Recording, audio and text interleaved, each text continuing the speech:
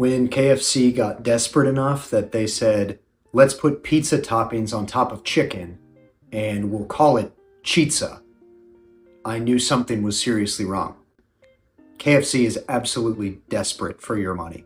And the people know something is wrong too. They trusted the state of Kentucky to fry their chicken correctly, and the entire state let them down.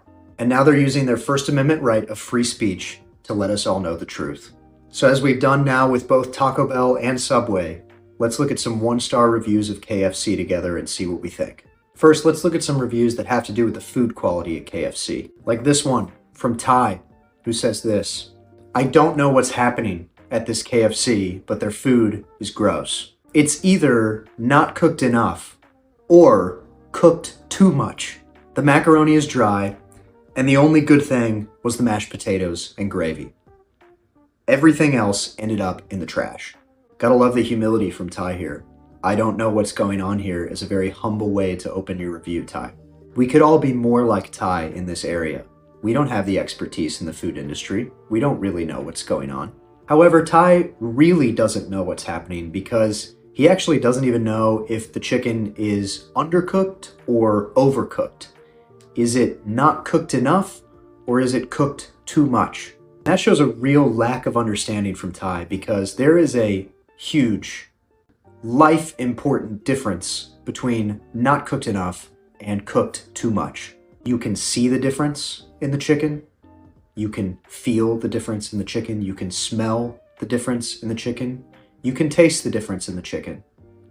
I don't want to admit how I know that, but you can taste the difference between completely raw chicken and overcooked chicken by tasting it. And this is why I'm a little worried for Ty, because even if you don't really know what's going on, you should at least know whether the chicken is undercooked or if it's overcooked. That should be something that is very apparent to you. This next one is from our friend Marty. And Marty says this: I don't know why I'm going back at this point. The grilled chicken is so small that it's more like grilled pigeon. Look at the pictures. These were considered pieces of chicken. And he attaches this image. Marty must be pretty fancy because I don't know many people who have eaten grilled pigeon except those who are part of the 1%. So good for you, Marty. Marty is just kind of flexing on us that he knows what grilled pigeon even tastes like. But his review gave me an idea that I think KFC corporate is really going to like. After all, if they're desperate enough to try Chizza, they might be desperate enough to consider changing their name to Kentucky Fried Pigeon or KFP. Couldn't hurt anything, KFC. I mean, you've tried everything at this point. You're trying to put pizza on chicken. You might as well try KFP. You literally have nowhere to go but up. Give KFP a shot. Let's see if it works. Seems to be other just basic misunderstandings about what is actually on KFC's menu, which, by the way, there is so much on KFC's menu. So Chizza is just one thing. They also have wraps. They have pot pies. They have like nugget potato bowls. You can almost go through the drive-thru and ask for any crazy combination of food that involves chicken and they will come up with something and put it together for you at KFC. And the people are really confused about this ever-changing menu. So for example, Ryan says this: disgusting.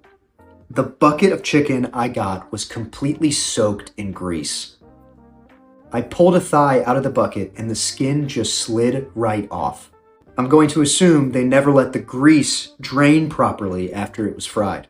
Unless this is a new version of the original recipe. Called numerous times to speak with a manager and nothing. Won't even answer the phone. Avoid this place at all costs. So here's what I want you to focus on in Ryan's review. Ryan pulls a thigh out of the bucket and the skin just slides right off. That's concerning. But here's what's even more concerning than that. Ryan says that he thinks this is messed up.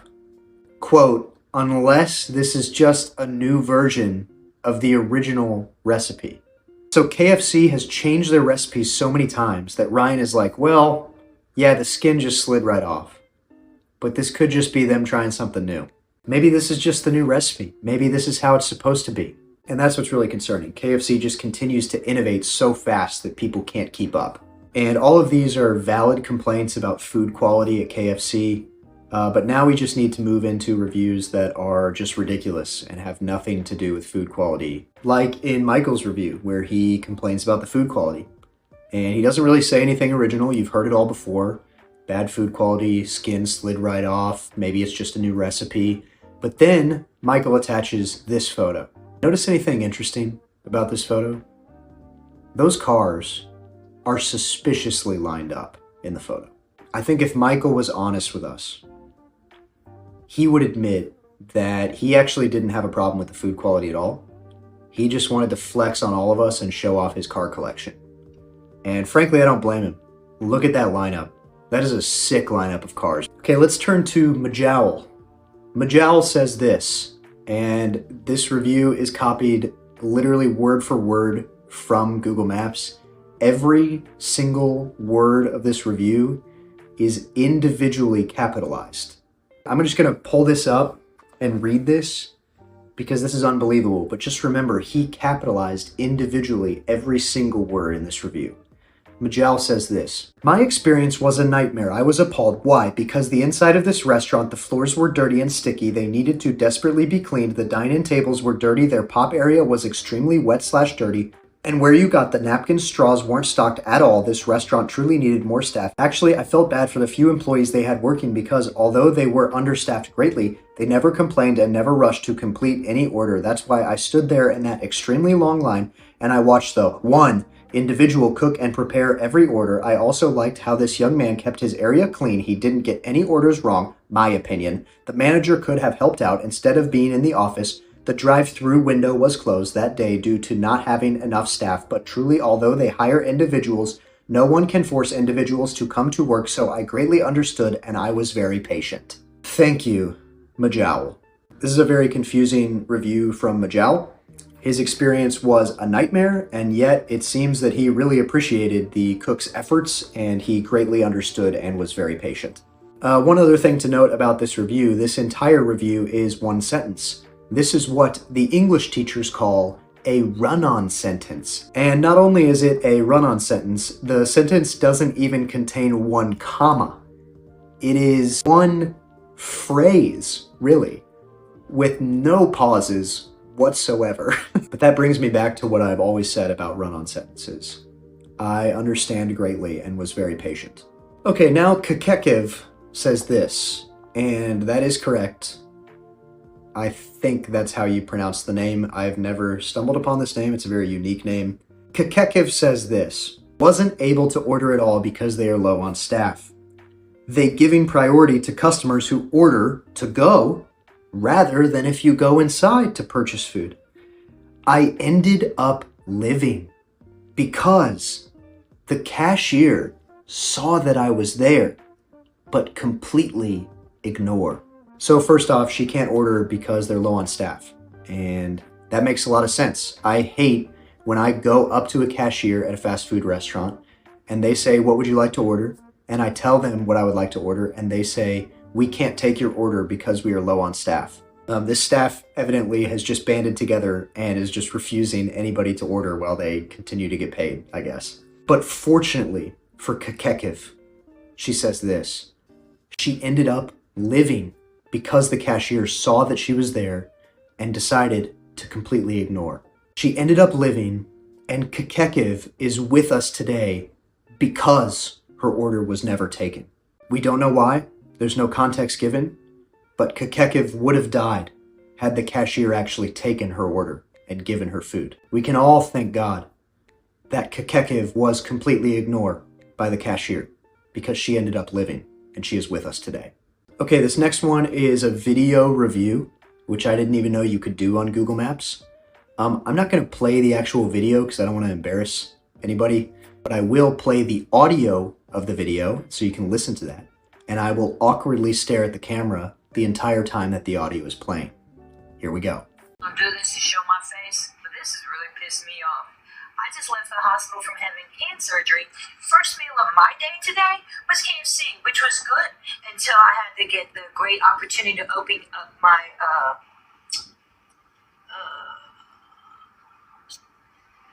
coleslaw. And 3-4 bites in, and I get a piece of chicken in it. And now they don't want to answer the phone because I believe the lady that was very polite. And the video just cuts abruptly right there. That's the entire video. So she's very upset because she found a piece of chicken in her coleslaw.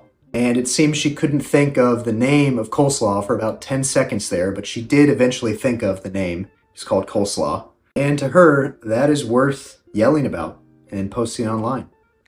And I've been there. I mean, I don't blame her. I am talking to an iPhone right now about KFC reviews, and I plan to post this online. So we're all posting weird things online at the end of the day. What I don't think she realizes is that the C in KFC actually stands for chicken. It does not stand, unfortunately for her, for coleslaw. And so there's always a risk at KFC, at Kentucky Fried Chicken, that chicken is going to be featured in the thing that you order. And there is a risk of cross-contamination. If you don't want chicken, I personally would not go to a restaurant that has chicken in the name of the restaurant. It is not KFC Kentucky Fried Coleslaw.